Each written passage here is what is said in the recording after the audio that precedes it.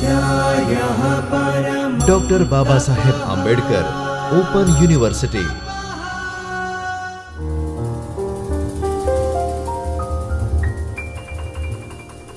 નમસ્કાર વિદ્યાર્થી મિત્રો, ડૉક્ટર બાબા સાહેબ આંબેડકર ઓપન યુનિવર્સિટીના ચૈતન્ય સ્ટુડિયોમાં આપનું હાર્દિક સ્વાગત છે. હું છું doctor Praveen Rathod, assistant professor અર્થશાસ્ત્ર વિભાગ, doctor Baba Saheb Ambedkar open university.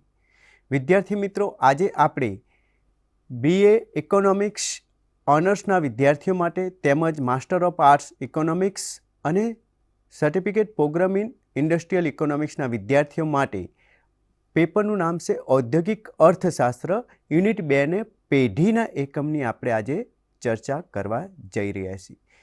મિત્રો, આપણે જોઈએ છીએ ઔદ્યોગિક અર્થશાસ્ત્રમાં પેઢીનું શું મહત્ત્વ હોય છે, કારણ કે આ પ્રકરણનો અભ્યાસ કર્યા પછી તમારામાં શું જાણકારી આવશે, તમે શું સમજી શકશો તેની વાત કરીએ તો પેઢી અંગે તમને સર્વપ્રથમ સમજણ મળશે કે ઔદ્યોગિક અર્થશાસ્ત્રમાં પેઢીનું શું મહત્ત્વ હોય છે, પેઢીનો અર્થશાસ્ત્રીય પરિભાષામાં શું અર્થ થાય છે અને તેની માલિકી અથવા તો એના સ્વરૂપના આધારે કેવા વિભાજન થાય છે તે અંગે તમે સંપૂર્ણ જાણકારી મેળવી શકશો. ત્યારબાદ બજાર વ્યવસ્થામાં પરિવર્તન આવે છે તો બજાર વ્યવસ્થાના આધારે પેઢીનું વર્તન અથવા તો પેઢીના હેતુઓ અને તેની જાણકારી કઈ રીતે પ્રાપ્ત કરી શકાય છે તે અંગે સંપૂર્ણ ચર્ચા કરી શકશો તથા તેની માહિતી પણ મેળવી શકશો. પેઢીના જુદા જુદા પ્રકારો, તેની માલિકીના આધારે પ્રકારો, તેના સ્વરૂપના આધારે પ્રકારો, તેના વેચાણના આધારે, ઉત્પાદનના આધારે, એમ કેટલે અનેક પ્રકારો પડે છે જે અંગેની લાક્ષણિકતાઓ અને તેના પ્રકારો વિશે તમે ચર્ચાઓ કરી શકશો, તેની માહિતી મેળવી શકશો. ટૂંકમાં આ એકમના અભ્યાસ પછી ઔદ્યોગિક અર્થશાસ્ત્રમાં પેઢીનું શું મહત્ત્વ છે અને કઈ રીતે ઉપયોગમાં આવી શકે છે તે અંગે તમે સંપૂર્ણ વિગતો એકસાથે મેળવી શકશો. સર્વપ્રથમ આપણે વાત કરીએ તો પેઢીનો અર્થ. ઔદ્યોગિક અર્થશાસ્ત્રમાં પેઢી જે રહી એ ઉત્પાદનનું આર્થિક પ્રવૃત્તિનું મૂળ કેન્દ્ર છે. ઉત્પાદન જ ત્યાંથી થાય છે. ઉત્પાદનની જે શરૂઆત થાય છે તે ત્યાંથી થાય છે. સર્વપ્રથમ આપણે જોઈએ તો અર્થશાસ્ત્રીય વ્યાખ્યાઓ આપવામાં આવી છે તેની, જેમાં કહેવામાં આવે છે પેઢી એ પ્લાન્ટ અથવા એકમમાં જ્યાં વસ્તુઓ કે સેવાઓનું ઉત્પાદન અથવા રૂપાંતર થાય છે અથવા પરિવહન થાય છે, જેથી વસ્તુઓ એકબીજાની સાથે જોડાયેલી હોય છે તે અંગે અર્થશાસ્ત્ર તેની તેવી વ્યાખ્યા કરે છે પેઢીની કે ઉત્પાદન અથવા તેના રૂપાંતરિત કરવામાં આવશે અથવા વસ્તુનું જે પ્રોડક્શન કરવામાં આવશે એ સંદર્ભમાં કરે છે. પ્રોફેસર બેન હામ નામના અર્થશાસ્ત્રીએ પેઢીને નિયોજકના અંકુશના સંદર્ભે જણાવી છે. તેઓ કહે છે કે પેઢી એ નિયોજકના અંકુશ હેઠળના સાધનો, જે ઉત્પાદનના સાધનો છે જેમાં જમીન, કાચો માલ, યંત્રો વગેરેના સમૂહ પર જ્યારે નિયોજકનું કંટ્રોલ હોય છે એટલે કે અંકુશ હોય છે તેને તેઓ પેઢી સમજે છે અથવા તેને તેઓ પેઢી માને છે.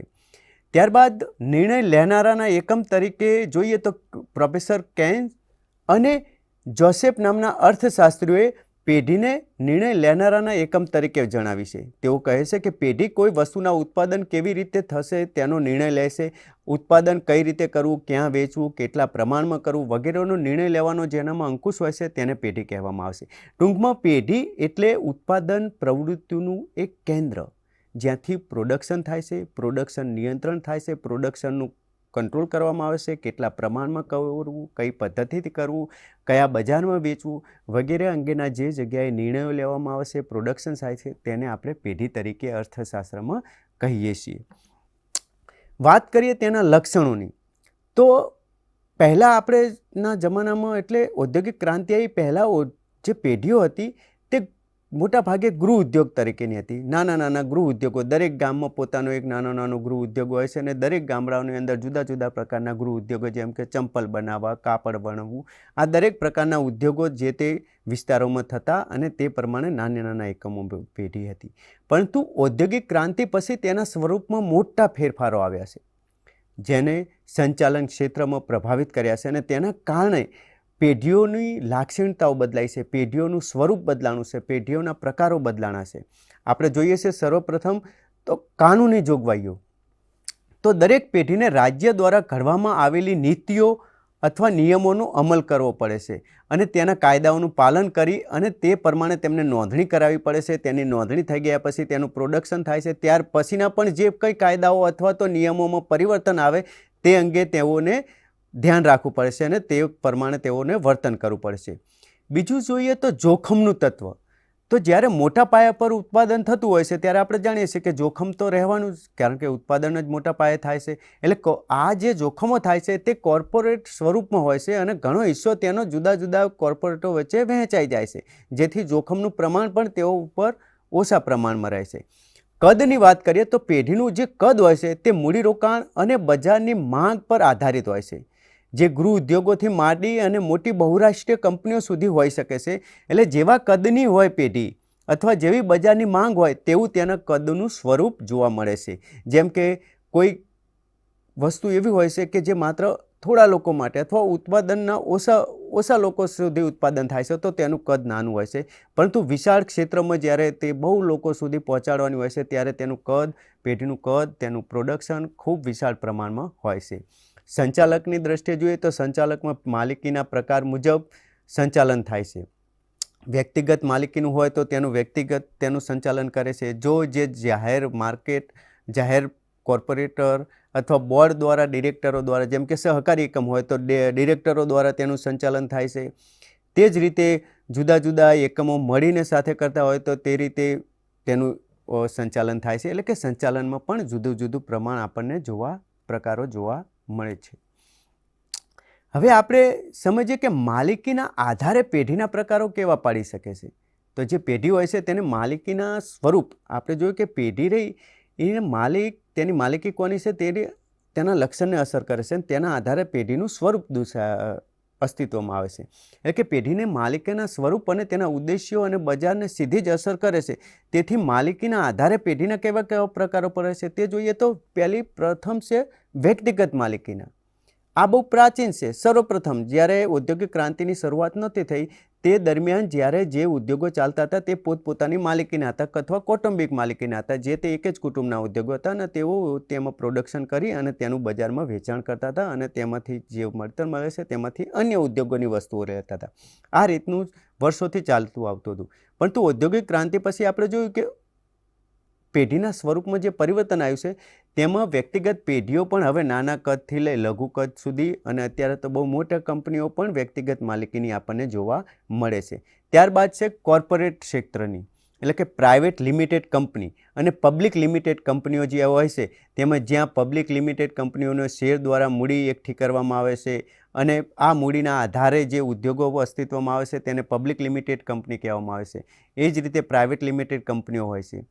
ત્રીજું છે સહકારી ક્ષેત્ર, એટલે ના નફો ના નુકસાનના ક્ષેત્રે માત્ર સભાસદોના કલ્યાણ માટે અથવા તો સમાજના કલ્યાણ માટે જે કોઈ એક સમુદાયના કલ્યાણ માટે જે ઉદ્યોગો કામ કરતા હોય છે તેને આપણે સહકારી ક્ષેત્રનું કહીએ. જેમ કે આપણી જોડે ખેડૂતો માટે, ભારતીય ખેડૂતો માટે ખાતરોનું પ્રોડક્શન કરે છે, તેમની એક સહકારી સંગઠન દ્વારા તેનું ખાતરોનું ઉત્પાદન થાય છે. તે જ રીતે છે જાહેર માલિકી, તો સરકાર હસ્તકની હોય છે અને સંચાલન અને સમાજ કલ્યાણ, ખાસ એનો ઉદ્દેશ્ય સમાજ કલ્યાણ માટે હોય. જેમ કે આપણે ભારતીય રેલ, તો ભારતીય રેલ છે એ ભારતના નાગરિકો અથવા તો જે નાગરિકો છે એમના એક સ્થળેથી બીજા સ્થળે જવા માટે અથવા તો ઉદ્યોગોનો જે માલ છે એ સસ્તા અને ઓછા ખર્ચે એક સ્થળેથી બીજા સ્થળે લઈ જવા માટે, એટલે કે કલ્યાણ માટે અથવા દેશના વિકાસ માટે જે કામ કરશે એવા જાહેર માલિકી હસ્તકના, સરકાર હસ્તકના ઉદ્યોગો પણ જોવા મળે છે. ત્યારબાદ સંયુક્ત માલિકીના હોય છે, એટલે કે ખાનગી માલિક પણ હોય છે, જાહેર ક્ષેત્રમાં બંને સાથે મળી અને ચલાવવામાં આવે છે. જેમ કે આપણે ગુજરાત સ્ટેટ ફર્ટિલાઇઝર કંપની જે કોર્પોરેશન ચાલે છે તે કંપની જે રહી એ આપણી ખાનગી અને જાહેર માલિકીનું સંયુક્ત ઉપક્રમ છે, તેના દ્વારા ચાલે છે.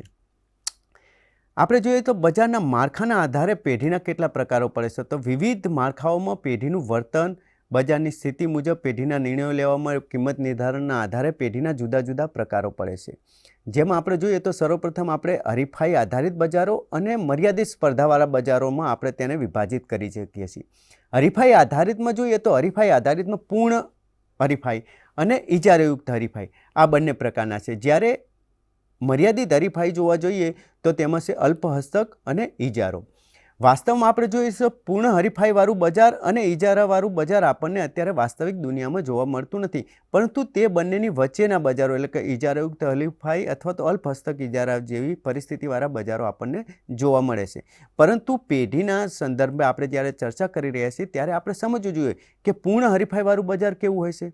તો પૂર્ણ હરીફાઈવાળા બજારને અસંખ્ય વેચનારાઓ હોય છે, અસંખ્ય કંપનીઓ હોય છે, અસંખ્ય એક જ સમાન પ્રકારની સમાન ગુણધર્મ ધરાવતી અસંખ્ય વસ્તુઓ વેચનારાઓનું જ્યાં એક સ્થળ હોય છે તેવું બજાર અસ્તિત્વમાં આવે છે. તે પૂર્ણ હરીફાઈવાળું બજાર હોય છે.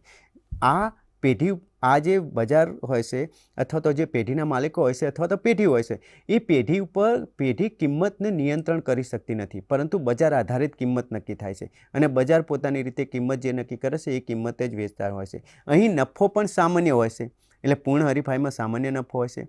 ત્યારબાદ જોઈએ તો ઇજારાયુક્ત હરીફાઈ. તો ઇજારાયુક્ત હરીફાઈમાં શું હોય છે કે ઘણી પેઢીઓ હોય છે જે અલગ અલગ પ્રકારનું ઉત્પાદન વેચતી હોય છે, પરંતુ મળતું આવતું હોય છે, એકબીજાને નજીકનું હોય છે. જેમ કે જુદા જુદા પ્રકારના સાબુનો બનાવતી પેઢીઓ, જે જુદા જુદા પ્રકારના સાબુઓનું અમુક અંશે જુદા જુદા હોય છે, પરંતુ મૂળ તો વસ્તુ એક જ હોય છે. એટલે એવી અલગ અલગ ડિફરન્ટ વસ્તુઓ ઉપર વેચાણ કરતી હોય છે તેવી પેઢીઓ અથવા તેવું પ્રોડક્શન કરતી કંપનીઓ, પેઢીઓ જે હોય છે તેને આપણે ઇજારાયુક્ત હરીફાઈ કહીએ છીએ.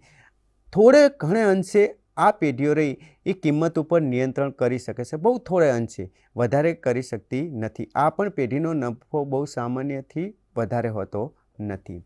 ત્યારબાદ જોઈએ તો મર્યાદિત સ્પર્ધાવાળા જે બજારો રહ્યા તેમાં અલ્પ હસ્તક ઇજારો, એટલે થોડીક કંપનીઓ, માંડ ગણીને 2-3 કંપનીઓ એવી હોય છે કે જે અમુક ઉદ્યોગોમાં આગળ પડતી હોય છે, જેના ઉપર જ આધાર રાખવો પડે છે. દેશે, સમાજે અથવા તો વ્યક્તિઓ તે વસ્તુઓ ઉપર તેના ઉપર જ આધાર રાખવો પડે છે. આ જે કંપનીઓ હોય છે તે કિંમતો ઉપર નિયંત્રણ કરી શકતી હોય છે. આ પેઢીઓમાં વેચાણ કરતાં ઓછા હોવાથી, સ્પર્ધા વધારેના હોવાથી વિકલ્પો જે મળવા જોઈએ તે ગ્રાહકોને વિકલ્પો મળતા નથી અને તેના કારણે કિંમતો પર પણ નિયંત્રણ જોવા મળે છે. ત્યારબાદ જોઈએ ઇજારો. તો ઇજારોમાં ફક્ત એક જ કંપની હોય છે, એક જ પેઢી વેચનારી હોય છે, એટલે એક જ પેઢી દ્વારા અને કોઈ પણ અવેજી વસ્તુઓનું પણ વેચાણ જોવા મળતું નથી અથવા તો પ્રોડક્શન જોવા મળતું નથી. આવી પેઢીઓ જ્યાં એક જ ઉત્પાદન કરતા હોય અને અવેજી વસ્તુઓનો અભાવ હોય તેવી પેઢીઓ કિંમત ઉપર સંપૂર્ણ નિયંત્રણ રાખે છે અને પોતાની ઈચ્છા મુજબ કિંમતોનું નિર્ધારણ કરે છે. આમ પેઢીના માળખાના આધારે પેઢીના પ્રકારો અને તેમાં કિંમતનું નિર્ધારણ જોવા મળે છે. આપણે જોઈએ તો બહુરાષ્ટ્રીય કંપનીઓ અત્યારે ઘણી બધી જોવા મળે છે. બહુરાષ્ટ્રીય કંપનીઓ એટલે એક એવી પેઢીઓ કે જે જુદા જુદા દેશોમાં, એકથી વધારે દેશોમાં પોતાનું પ્રોડક્શન કરતી હોય અને તેનું વેચાણ કરતી હોય છે, જેના કારણે દેશનો આર્થિક વિકાસ પણ થઈ શકે છે. આવી બહુરાષ્ટ્રીય કંપનીઓ જે રહી એ બહુરાષ્ટ્રીય કંપનીઓ વધારે પડતું પ્રોડક્શન કરી અને વધારે દેશને લાભ આપે છે, જેમાં આધુનિક ટેકનોલોજીનો પણ ઉપયોગ થાય છે. આધુનિક ટેકનોલોજીનો વિકાસ પણ આવી બહુરાષ્ટ્રીય કંપનીઓ દ્વારા થાય છે. રોજગારીનું સર્જન પણ આવી કંપનીઓ વધારે કરી આપે છે. તેમજ વિદેશી હુંડિયામણની કમાણી પણ આ કંપનીઓ આપણને કરી આપે છે. છતાં પણ આ જે કંપનીઓ હોય છે, બહુરાષ્ટ્રીય કંપનીઓ, એનો ઘણી બધી મર્યાદાઓ જોવા મળે છે, જેમાં નફો જે હોય છે એ વિદેશોમાં મોકલવામાં આવે છે. ઇજારા જેવી પરિસ્થિતિ આવે છે, કારણ કે બહુરાષ્ટ્રીય કંપનીઓ જ્યારે એકસાથે વધારે દેશોમાં પ્રોડક્શન કરી અને એટલી મલ્ટીનેશનલ કંપનીઓ બની જાય છે, જેના કારણે તેઓનું પ્રોડક્શનનો વૈકલ્પિક પેઢીઓ જે હોય છે તે પડી ભાગે છે અને તે પેઢીઓ પ્રોડક્શન કરતી બંધ થઈ જાય છે અને તેના કારણે ઇજારા જેવી પરિસ્થિતિ પણ જોવા મળે છે. રાજ્ય અને પેઢીના સંબંધોની વાત કરીએ તો રાજ્ય પેઢીઓને પ્રોત્સાહન આપે છે અને નિયંત્રણ પણ કરે છે. એટલે કે રાજ્યો પેઢીઓ માટે નિયંત્રણ અને સહાયક બંને રીતે કામ કરતું હોય છે. પ્રોત્સાહન કઈ રીતે આપે છે? તો સરકાર અમુક પેઢીઓને અથવા તો ઉદ્યોગોને પોતાની રીતે સબસિડી આપે છે, રાહતો આપે છે, ઉદારતા દાખવે છે, નાણાકીય સગવડો પૂરી પાડે છે, વહીવટી સગવડો પૂરી પાડે છે. આવું જે આપવામાં આવે છે તેમ પ્રોત્સાહન આપે છે. પરંતુ સાથે સાથે આ ઉદ્યોગો, આ પેઢીઓ પર પણ નિયંત્રણો પણ રાખવામાં આવે છે, જેમ કે પર્યાવરણને નુકસાન ના કરે, સામાજિક નુકસાન ના થાય, રોજગારી પણ વધે અને એવા નિયમો લાદવામાં આવે છે કે જેના કારણે કંપનીઓ કંટ્રોલમાં રહે અને પોતાનું પ્રોડક્શન દેશના હિત માટે અને પર્યાવરણના હિત માટે પ્રોડક્શન થાય તે રીતનું નિયંત્રણ પણ આ રાખવામાં આવે છે. તે જ રીતે રાષ્ટ્રીય આયોજન પણ કરવામાં આવે છે, એટલે કે સફળ પેઢીઓ જે હોય એના સંચાલકોની સલાહ દેશની આર્થિક નીતિઓ ઘડવામાં મહત્ત્વની હોય છે અને જે સફળ સંચાલકો હોય છે તેઓ દ્વારા તેઓને મળી અને દેશની આર્થિક નીતિઓમાં પરિવર્તનો લાવવામાં આવશે, નીતિઓ બનાવવામાં આવશે. દેશના વિકાસ માટે આવી પેઢીઓ ઘણી બધી ઉપયોગી થાય છે. એટલા માટે જોઈએ તો રાજ્ય અને પેઢી વચ્ચેનો જે સંબંધ હોય છે તે પ્રોત્સાહન અને નિયંત્રણ બંને રીતિનો જોવા મળે છે. પેઢીનું આ એકમના અભ્યાસથી આપણે એક જોયું છે કે પેઢી જે રહી એ માત્ર નફો કમાવાનું સાધન નથી, પરંતુ દેશના સર્વાંગી વિકાસમાં તેનો અમૂલ્ય ફાળો હશે. દેશના તમામ પ્રકારના વિકાસ નાનાથી લઈ, એટલે આજે આપણે જોઈશે ટાંકણીથી લઈ એરોપ્લેન, વિમાનો બનાવવા સુધીની જે પેઢીઓ ચાલે છે, આ પેઢીઓ કોઈને કોઈ રીતે દેશને વધારે ને વધારે નફો અથવા પ્રોડક્શન આપી શકે છે, અને વધારે ને વધારે પ્રોડક્શન આપ્યા પછી દેશની જીડીપીમાં વૃદ્ધિ કરે છે. પેઢીનું ઉત્પાદન વધવાથી રાષ્ટ્રીય એટલે કે જે દેશની જીડીપી વધે છે, તેના કારણે દેશનો વિકાસ થાય છે, આર્થિક વિકાસ થાય છે, અને આર્થિક સમૃદ્ધિનો પાયો મજબૂત થાય છે. સાથે દેશમાં રોજગારીનું સર્જન કરે છે. એટલે જેવું કદ, પેઢીનું જેવું કદ હોય તેટલી વધારે ને વધારે રોજગારીનું સર્જન કરે છે, અને આ રોજગારીના સર્જનથી વધારે ને વધારે આવકો પેદા થાય છે, અને લોકો વધારે ને વધારે ખર્ચ કરે છે, જેના કારણે દેશનો અંતે વિકાસ થાય છે અને દેશના વિકાસમાં વધારે મદદરૂપ થાય છે. નવીન ટેકનોલોજીઓ જે આવે છે, નવા સંશોધનો જે થાય છે, આધુનિક ટેકનોલોજીઓ જે આવે છે, તે આવી મોટા કદની પેઢીઓ તરત અપનાવે છે, જેના કારણે દેશમાં નવી ટેકનોલોજીનું આગમન થાય છે, અને નવી ટેકનોલોજી દ્વારા દેશનો વિકાસ કરવામાં આવશે. આમ જોઈએ તો દરેક રીતે પેઢી આપણને ઘણી બધી પાયાના એકમ તરીકે આપણને ટેકનોલોજીના વિકાસ તરીકે ઘણો બધો ઉપયોગ કરે છે. પાયાના આર્થિક એકમ તરીકે પેઢી રાષ્ટ્રના આર્થિક માળખાનો મૂળભૂત એકમ છે, જેના વિના કોઈ પણ અર્થતંત્ર ચાલી શકે નહીં. તો વિદ્યાર્થી મિત્રો, આજે આપણે જે પેઢી અંગેની સંપૂર્ણ જાણકારી મેળવી, તેના આધારે આપણને ખ્યાલ આવ્યો કે અર્થશાસ્ત્રમાં પેઢી એક કેન્દ્ર છે, ઉત્પાદનનું મુખ્ય કેન્દ્ર છે, જ્યાંથી પ્રોડક્શન થાય છે અને તેનું વિતરણ પણ ત્યાંથી જ કરવામાં આવે છે. આ પેઢી એ ઔદ્યોગિક અર્થશાસ્ત્રનો પાયાનો સિદ્ધાંત છે, અને તેને આપણે વધારે સમજવો ખૂબ જ જરૂરી હોવાથી તેની માટે આપેલા SLMમાં પણ આના અંગે આપણે વિશેષ ચર્ચા કરી છે, જે અંગે તમે વાંચી અને વધારે તેમાં સમજ મેળવી શકશો. આજે બસ આટલું જ. ધન્યવાદ. ખૂબ ખૂબ આભાર. સ્વાધ્યાયઃ